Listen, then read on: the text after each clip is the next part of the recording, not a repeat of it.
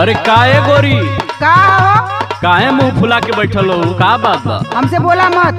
अरे मान जा, का बात से बताइबू? कहत है ना कि हमसे बोला मत। हमारे वक्त जानला कि माथा फेल भइल है। अरे बहन कलिए तो के मार्केटिंग करौली, पूरा एटीएम खाली कर दली, तौने पे तू जो नाराज बाड़ू। अच्छा सुना हमार बात। बोला। अरे बाड़ू ऋषि आइल धनी कवने करनवा हो। अपने घरे का पहले रहन सुधारा। अरे सही तो बा, का बात बा? अरे बाड़ू ऋषि आइल धनी कवने करनवा, आय है कवने करनवा हो। झुमका झूला नीली हली कलिया सोने के गहनवा हो। ठीक है, उ त दियबा कइला। अरे बहन कलिया लियौली है भाई, काहे तुम परेशान बाड़ू? देखा, बोला।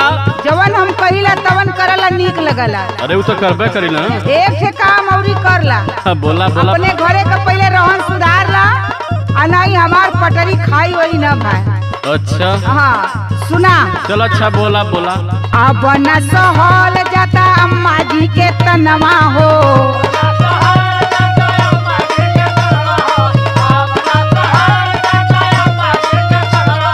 समझ में आवत है ना? अरे तो हमारे माई के कुछ कहे मत, नहीं तो दिमाग खराब हो जाये हमारे पे। ओकरा में तोहरे बात बैठा था कि ना बैठा था? एकदम बैठा तो तू खाली संभार के बोल। संभार के ना बोलब।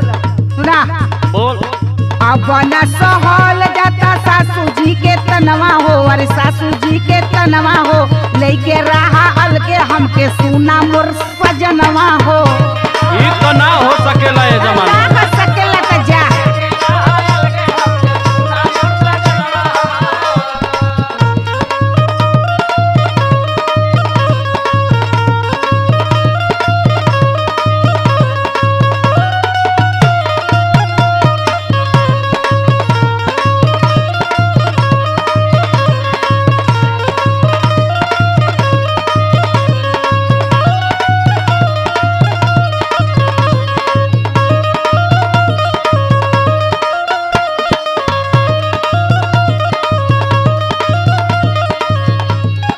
अच्छा तो तोके कौनो कमी तो हमारी तरफ से ना बटे। तोरे तरफ से कमी ना है, लेकिन तोरे घर वालों से बहुत बड़ियार कमी है। तू तो दिन भर घरे रहता ना। हमारे परिवार में अच्छा बताओ कौन कमी हो? तनी तनी बाती में उठरा। हर सुख सुविधा तो के मिलल हो।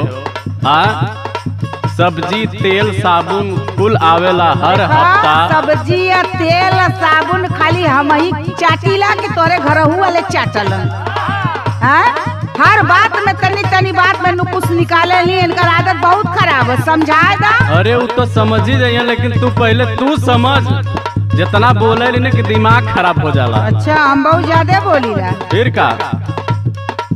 सुन पहले बात। बोला। नहीं हरे के गुण तो हर ससुरा में देखाइल।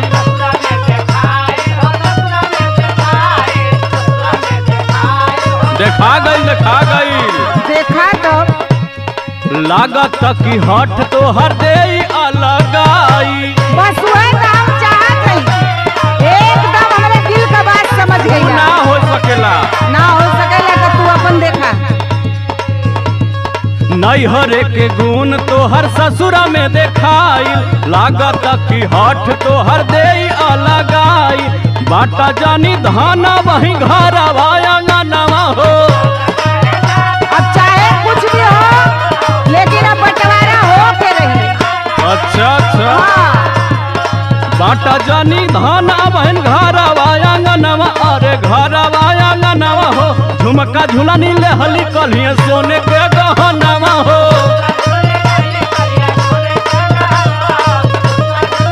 कुल फरमाइश पूरा कर दे हई।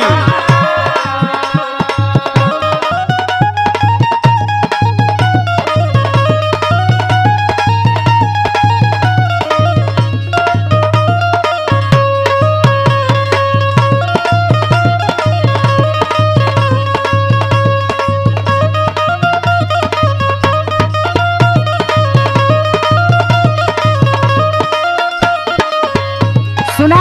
बोला बोला। हो गई ना? का हो गई? बियाह दान हो गई, तो अब हमहन के अलगे रहे में का दिक्कत है, ई बतावा। अलगे खाली तोके देखात हो ना, या हमके पूरा परिवार। और तो आज छोटका भावा अलग हो गल, हम ही मतलब एक तो के पागल सुझात नहीं का। अरे तू तो समझदार है, कम कम बात समझल कर। बुढ़ौती में वो लोगन का दिमाग तो खत्म हो गल। अब दिन भर बैठ के पकार पकार पकार पकार करिए तो कितना बर्दाश्त करबो। अरे बर्दाश्त कर, माई बाप है ना ना ना सुना, अरे बोल। एक बात कान खोल के सुन ला। हाँ बोल। रहे के बा सॉन्ग में त माना हमर बतिया। ना ना एकदम ना मानब, तोके माने के परी हमार बात। नहीं तो अकेले लिहा राजा करवतिया हो। हाँ, तब समझ में आई। समस्या बढ़ौलू। आ रहे के बसंग में तमन्ना हमर बतिया, नहीं तो अकेले लिहा राजा करवतिया। आ ना मन बन तो जानला कि अब हमहू अपन मिजाज बनाई ले है। कहाँ जेबे? जाओ जाओ नैहरे जेबे तो जाओ, वो तो ठिकान ना लगी। नैहर राजा तो हरे मुँहे करिखा पोतब, तब तो तू समझी। हाँ सुना, चली जाई हमहू छोड़ के मदन के भवनवा हो। जाओ जाओ समझ में आ जाए तुरे। अरे चली जाई हमहू छोड़ के भोला के भवनवा हो, भोला के भवनवा हो। लेके रहा अलगे हमके सुना मोर सजनवा हो। ये ना हो सकत, एकदम ना हो सकत, तू अपन देखा हम अपन देखा। झुमका झिलल लहलू कलिया सोने के गहनवा हो। अलगे रहा लेके हमें सुना मोर सजनवा हो। झुमका झुलल लहलू कलिया सोने के गहनवा